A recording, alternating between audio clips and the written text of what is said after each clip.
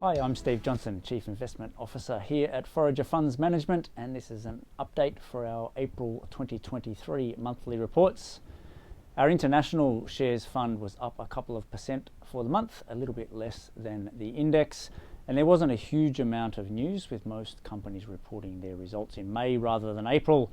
What we did see was good, particularly from tech giant Meta, the owner of WhatsApp, Facebook and Instagram, reported some modest revenue growth, which was a change from last year, but more importantly, even more cost reductions than it had previously announced. This giant company's share price has gone from $300 down to $90 and now back to $240 in the space of a year. A lot of fear and greed at play in just the one company. We've sold some of our shares recently and are getting closer to fair value for this particular business.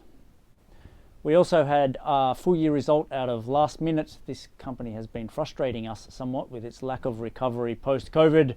And while the 2022 result wasn't great, they did report some much better numbers for the first 3 months of 2023. UK grocery giant Tesco reported some very solid results, which is all that we're expecting from this company. Nice healthy profits, lots of cash flow, and using that cash flow to pay dividends and buy back shares.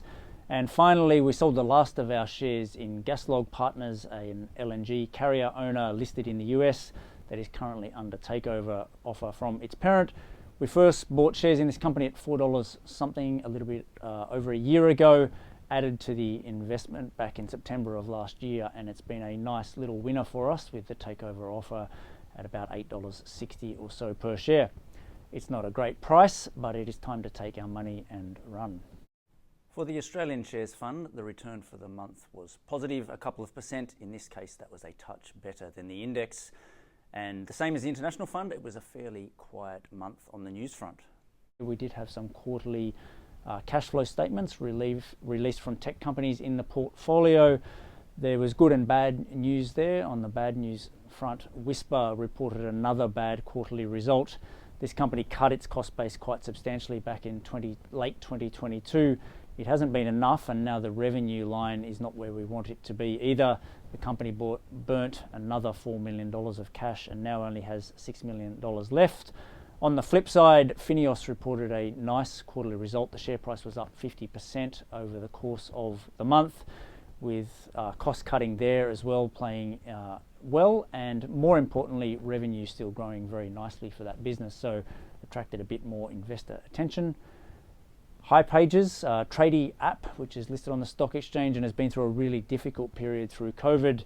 Tradies have had that much work that they didn't need to pay hipages to generate leads for it. As that market is slowing down quite dramatically, they're seeing an increase in their business. Tradies were up and revenues were up for the quarter.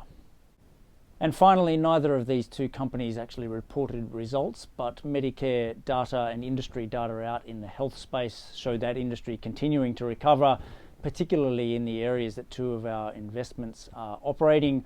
One of that is diagnostic imaging, where we own Integral Diagnostics, and the other is physio and podiatry, where Healthier owns a bunch of those clinics around the country. Market really starting to improve there, and the cost troubles and labour availability issues from 2022 starting to look a bit better for both of those businesses. So no results reported, but investors starting to get a bit more confident into the end of the financial year. That's it for April. We've got plenty of news coming out in May as well, and we'll be back in a few weeks' time to tell you more about that.